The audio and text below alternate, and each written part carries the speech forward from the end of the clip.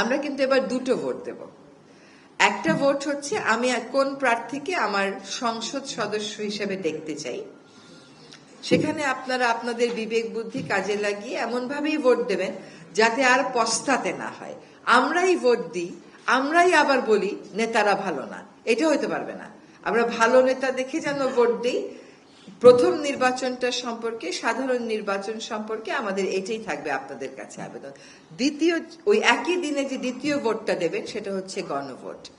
এটা হচ্ছে বাংলাদেশের ক্ষমতার যে ভারটা আছে সেই ভারটাকে শাসক গোষ্ঠীর থেকে জনগণের দিকে বাঁক খাওয়ানোর একটা সিদ্ধান্তের সময়। এই গণভোটে অবশ্যই সকলে অংশ নেবেন এবং যদি সত্যি সংস্কার চান তাহলে উত্তরটা আমাদেরকে হ্যাঁ বলতে হবে।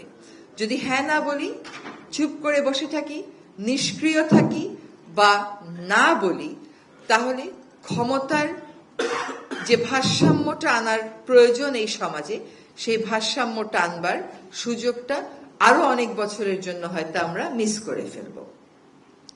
কাজেই যে সংস্কারগুলোর প্রস্তাবনা করা হয়েছে নিজেরা পড়বেন, বুঝবেন। এগুলোর ব্যাপারে কিন্তু সরকারের পক্ষ থেকে অনেক প্রচারণা, অনেক ব্যাখ্যামূলক নোট প্রস্তুত করে আপনাদেরকে দেয়া হচ্ছে। গণভোটে সকলকেই অংশ নিতে হবে এবং আপনার মতামত জানাতে হবে। যদি সংস্কার চান তাহলে গণভোটে যেতে হবে, সংস্কারের পক্ষে মতামত ব্যক্ত করতে হবে।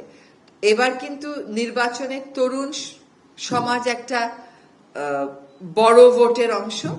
এই তরুণ সমাজ যেভাবে আমাদেরকে স্বৈরতন্ত্রের, স্বৈরাচারের কবল থেকে বের করে এনেছে, এই তরুণ সমাজকে সেভাবেই গণতন্ত্রের ভিতটা সংস্কারের মাধ্যমে শক্তভাবে প্রস্তুত করতে হবে। শুধু স্বৈরাচার চলে গেল তাতে খুশি হয়ে বসে থাকার কোনোই সুযোগ নাই, কারণ এই দেশে আগেও স্বৈরাচার বিরোধী আন্দোলন হয়েছিল। আমরা এখনো নূর হোসেনের কথা বলি তো, আমরা এখনো ডক্টর মিলনের কথা বলি তো, এরকম আরো অনেকে আছেন যাদের নাম এই মুহূর্তে বলছি না, লম্বা তালিকা। ফলে স্বৈরাচার বিরোধী আন্দোলনে সফল হওয়ার সাথে সাথে দেশে গণতন্ত্র চলে আসে না। দেশে গণতন্ত্র চলে আসতে প্রত্যেকটা নাগরিককে তার ভোটাধিকার প্রয়োগে সচেতন এবং সতর্ক হতে হয়। আপনাদের ভালো বুঝে আপনারা সাধারণ নির্বাচনে ভোট দেবেন, আর গণভোটে সংস্কারের যে প্রস্তাবনাগুলো আছে যদি সত্যি ক্ষমতার ভর শাসক গোষ্ঠীর কাছ থেকে জনগণের কাছে নিতে চান তাহলে সংস্কারের পক্ষে থাকবেন। আপনারা, আমাদেরকে অনেক ভয়ভীতি দেখানো হবে যাতে নির্বাচনে আমরা না যাই, ভোটাররা যাতে ভীত হয়, তার কিছু আলামত তো ইতোমধ্যেই আমরা পেয়েছি। এই ভয়কে জয় করেছিল বলেই কিন্তু জুলাই আগস্ট সফল হয়েছে। এর আগেও কিন্তু আন্দোলন হয়েছিল, সেই আন্দোলনগুলো চূড়ান্ত সফলতার মুখ দেখেনি। তার কারণ হচ্ছে ভয়কে তারা জয় করতে পারে নাই। ভয়ের নানান রকম মাধ্যমে ভয় দেখানো অব্যাহত ছিল, এখনো কিন্তু ভয় দেখানো হচ্ছে। এই যে ভয়, এই ভয়টাকে আমাদের জয় করতে হবে।